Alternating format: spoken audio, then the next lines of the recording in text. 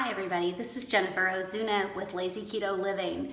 Today was my son's 14th birthday and we went out to eat, and it dawned on me that as I've had the problem in the past being keto and going out to eat, that maybe you too have had that problem.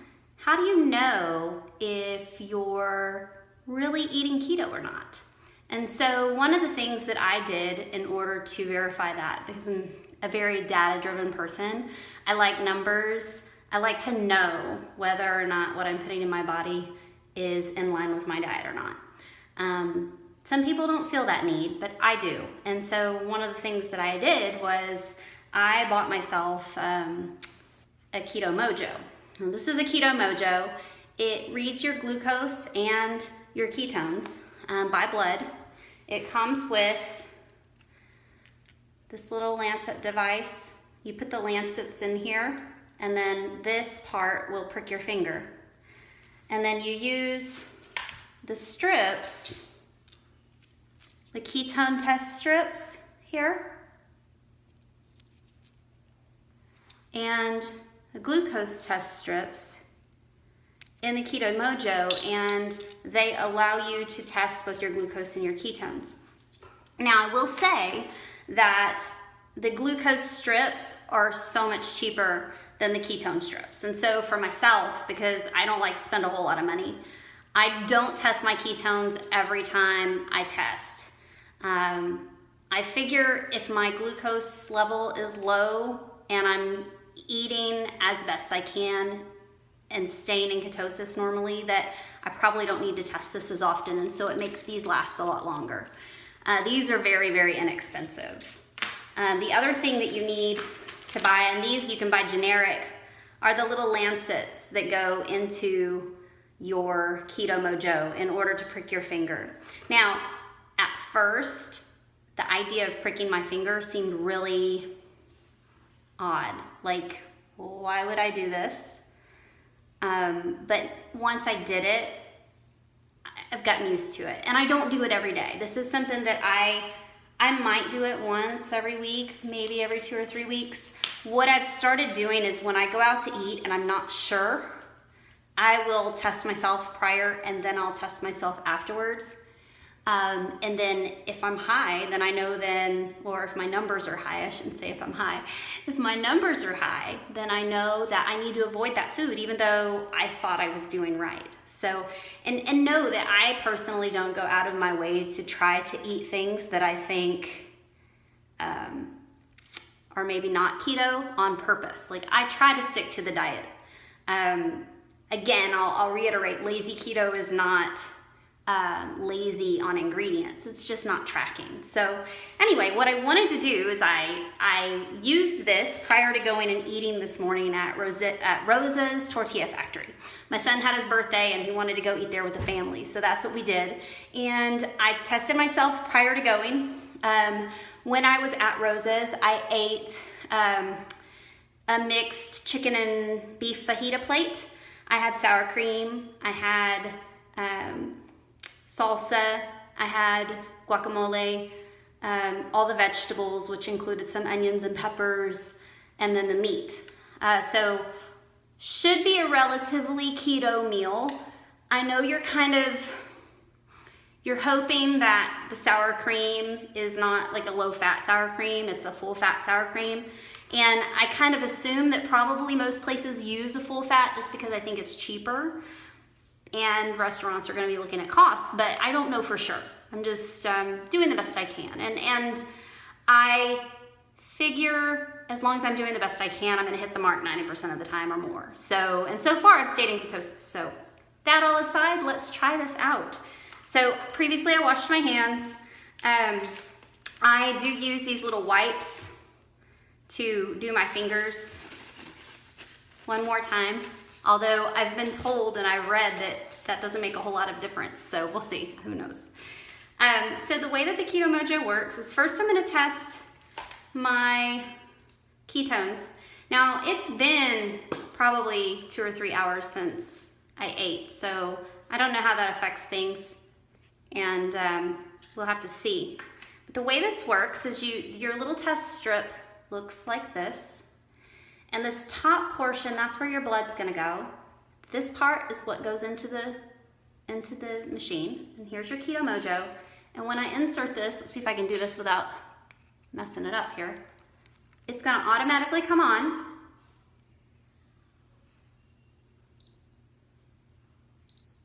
And it says ketone because I'm testing ketones first. Now I'm gonna take a new lancet, and what you do is you pop that off to expose the needle. This is so that you can plug that needle back in there after you're done and safely dispose of it. And then your little device here, I don't know what they call that, but you turn it and pop it off, and you take the little lancet and you stick it in here. And when you stick it in here, it's gonna, notice the button, whoops, the button turns orange. So when you push that down, it turns it orange. If it doesn't, then you just need to push this down. And then you take this and it just fits right back on and you twist it. Now, up here there's a dial. This allows you to go as deep as you want to. Personally, I feel this is a little too deep for myself. I usually go one below it. Of course, the deeper it goes, the more you're gonna feel it. And what I try to do is I try to take my finger and work it a little bit so that whenever I do prick it, the blood flows. And then I take my finger right here and I just press it firmly on this, and when I'm ready, I hit the button. Just like that. And then make my little drop of blood. Sorry for those of you that are a little sensitive. And then I hold it right here and I just hold my finger up to it, and you'll notice the blood, it beeps. When it beeps, you let it go. It's gonna count down and then it'll give you your ketone reading. 1.1. So I was 1.5 before I left. I'm 1.1 now. Now before I left, my glucose was 109. Now usually my glucose is in the 80s, so it was a little elevated to begin with. I had had coffee this morning with bulletproof collagen protein powder in it and heavy whipping cream in it. That's all oh, and a little splash of the sugar-free Skinny Girl, like a vanilla syrup or something like that. Just a little bit because I don't like a whole lot in there. I'm pretty sensitive to sweets. So my ketones check out. The way you get rid of this, eject it, is there's a little button here. And the idea is you would eject this into the trash can so that you don't, it just ejects just like that. So I'm gonna stick that in the trash can. And my device, I wanna take that lancet, I'm not gonna use it 2 times. So I'm gonna take this out. It just pulls out, and then you put it, I'm just gonna insert it just like that to cover the needle so that can go safely in the trash as well. And I'm gonna put a new lancet in, and I'm gonna do my glucose too as well. So again, you just pop it in there and push down, and then take the end off. And it just sits in there. It kind of plugs in there a little bit. It'll kind of move around, so you just play with it. And then once I do that, I'm going to insert it in. See the little arrow right there? It just matches up right here. So I'm gonna set it in and then twist it. So this is ready to go again. I'm gonna put it on the 4th notch for depth. And I'm going to insert a glucose test strip. They look very similar to the ketone one. Same idea. This is the strip. Pardon my nails. Okay, it's gonna go right in here. It lights up to turn on.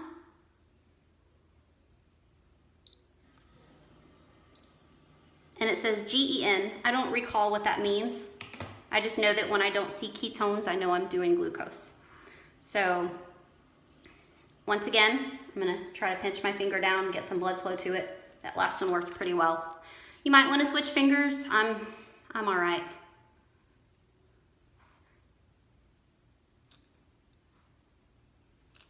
Oh, what did I do?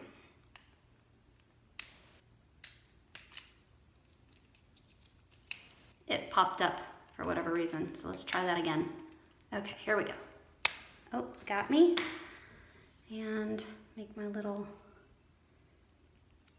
and you gotta get a decent little amount. You know, when I first started using this, I wasn't getting a decent amount, and this may or may not be enough. Let's see, it'll either work or it won't. See the blood, it's only gone, I don't know if you can see that. Yeah, okay, so there was an error. That happened to me when I was learning how to use this. Realized that if you do this, it's because the blood's not getting all the way there. So let me just put another one in. Thankfully, the glucose strips are not very expensive. While I do that, I'm gonna get my other finger. I think it'll be better. Okay.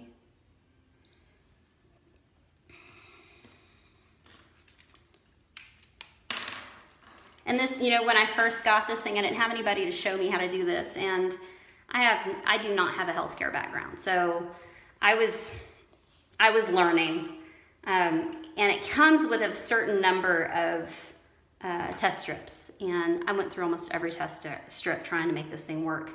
So it's one of the reasons why I wanted to show people how this works, because I wanted other people to see how to do it, because I mean, I even got on YouTube. I had a hard time, but I finally figured it out. But I wish I would have known how to do it versus having to figure it out.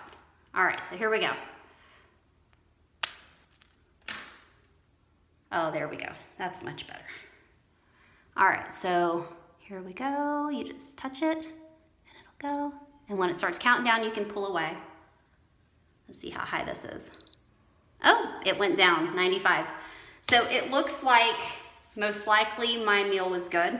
It definitely didn't kick me out of ketosis. Or if it did, I went right back into ketosis, which is part of being fat adapted. So your goal is to be in ketosis for long enough and not have any cheats so that you become fat adapted and you can therefore get a little bit of extra carbs, but your body will go right back to burning fat. So anyway, I just wanted to demonstrate this for you. The other cool thing about this is it will keep in its memory your past measurements too as well. So you can compare them, especially if you're doing over a time period, like if you're logging or whatever.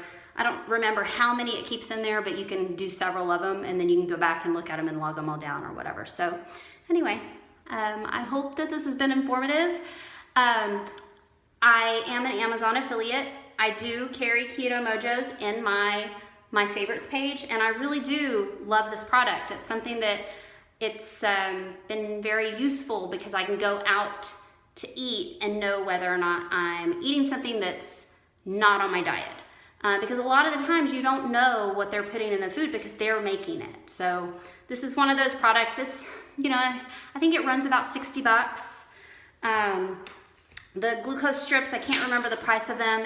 The glucose strips were very inexpensive. The ketone strips were a little bit more expensive. So, you know, look at those. Like I said, I just don't use these very often. And I think they're good for like, I don't even know how long. So you'd have to look and see. But anyway, have a great day. This is Jennifer Ozuna with Lazy Keto Living. And I'll see you next time. Bye.